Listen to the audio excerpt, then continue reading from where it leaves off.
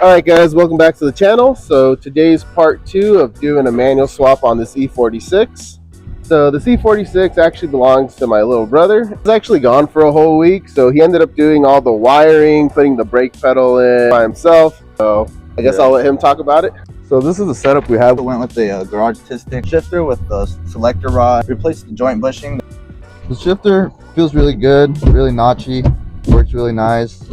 Let me show you how we really actually got to this point. So now after removing the shifter lever, we are going to remove our brake pedal assembly. To do that, you have to take off the cover that sits under here. It's only a couple Phillips. I believe it's only 4. And then there's a push pin on the side. It goes into there. And you should be able to take that off, unplug your OBD2, plug it or just push it through. After that, come in here and remove your brake switch. You just pull it straight out. No clips or anything. And one clip, which is this clip, it goes right here and it holds the rod in place for the brake pedal. And to take that apart, you have to, this little piece right here, you have to pry it, spread it open and pull it, and it'll come right off. And then you can come in here with a pry bar and pry off your brake pedal rod. We'll have a 13 millimeter, I believe you have 3 of them. One right there, the other one up there, and then one somewhere up there. So now after removing all these bolts, cut it out, them side by side. Actually pull back the carpet. You can go ahead and grab your clutch line. The carpet does have grooves in the back. The lines just run in right in through here. So where you're trying to put it through is back there. You're going to be able to find a hole with a grommet. And you can just pull that out. You can go ahead and try to fish it in there. This side of your line into there, and then it'll go up that way into your master. So now I have the line in there, as you can see. It was really hard to film in there. You can only fit one hand. That was definitely one of the hardest parts of this job, honestly. You're like trying to pull back the carpet and it's like right under the gas pedal, so it doesn't give you that much leverage. Putting it in wasn't that bad, but actually taking it out of my parts car was the difficult part. So now I'm starting to do the wiring for the clutch switches, which is, for my case, the 2 or 3 pin switches. And to really wire those in, you need power and ground for both switches. So what I'm gonna be doing, I'm running a wire from both switches and into a plug-in connector like this. This is gonna be spliced into the brake cable, and it's basically just gonna splice into these, and that's gonna give its ground and power. Then the signal wires, which are the middle ones, which are the blue ones, those will go into the DME. The DME and the, I forgot what the other thing was called, but it's just right above. So now we have everything wired up. It kind of looks like a rat nest right now, but I'll purdy it up. It's in the vehicle. Electrical tape a lot of this stuff and reroute it. Now after this, I'm gonna go ahead and put in my clutch pedals. So now we have the pedals in with all the wiring.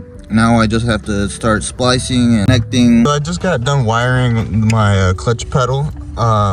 So the red clutch switch right here, this one gets wired into the ECM, and the blue one that's right there, that one gets wired into the EWS, which is ran into this white box right here.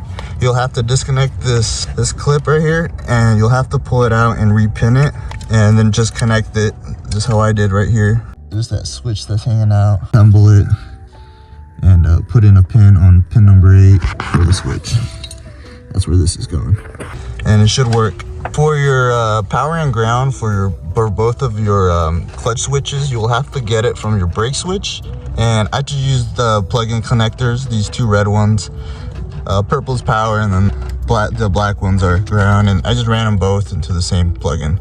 But we are very close to actually wiring it all up, so very good.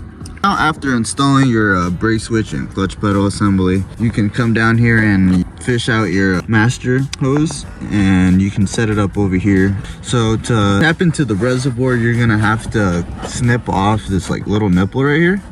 You'll have to snip it off a little bit. You don't want to snip it right here because that's where the hose is gonna grab onto. You kind of want to snip it down here, right where this little flat part is. That's where you want to snip it. They make it really easy. Now from that same hose you routed, you want to route this cable through so you can connect that into your DME. go ahead and go into your DME box. You're gonna have to remove this first, and then you're gonna be able to remove this. And then after removing that, you'll have to take apart the connector and put a pin in pin 23. There isn't a cable in there, you just have to repin it with one of these. This is just like any other regular connector on your BMW, and you just have to repin it and then connect it to your brake switch. I now have the brake switch to the DME all hooked up now. Now all the rest that I need to wire is going to be the reverse light switch. That's on the transmission, and I'll have to do that when it's on the actual lift, but I need help to push this. After that, most of the wiring should be done. Fingers crossed.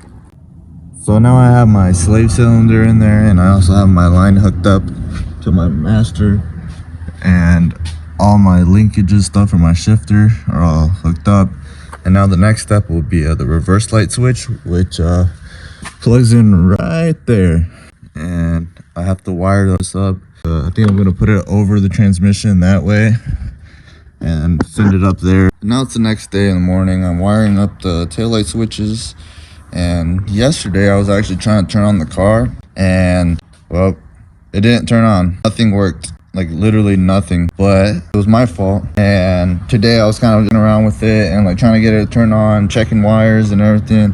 But what ended up actually happening was my EWS underneath here, the little white box, that little white box right there, that was not plugged in. And that got me pretty fucking scared, because I thought, you know, if something went wrong. I was thinking it was something with like the gear thing, but everything's good now.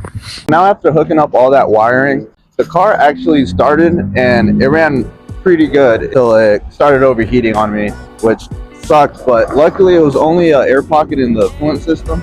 So we got that dealt with, and I've been driving it for 2 weeks now, and it's been driving pretty good. No complaints so far. I did have taillight issues. At first I had the previous owner put white bulbs for the brake lights, which you're not really allowed to have.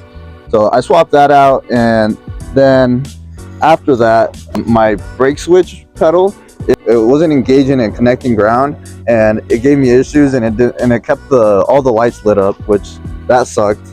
And then also my taillight harness, it popped out, and then I ended up getting pulled over for that. Yeah, so we got my little brother's E46 running good. So now we're gonna start vulturing parts off of this one and putting them onto here.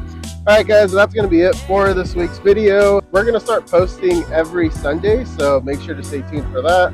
So this week was the E46. Next week we're going to be doing some 350Z content, and then we'll kind of just keep going. Hopefully you guys like it. That's it for today.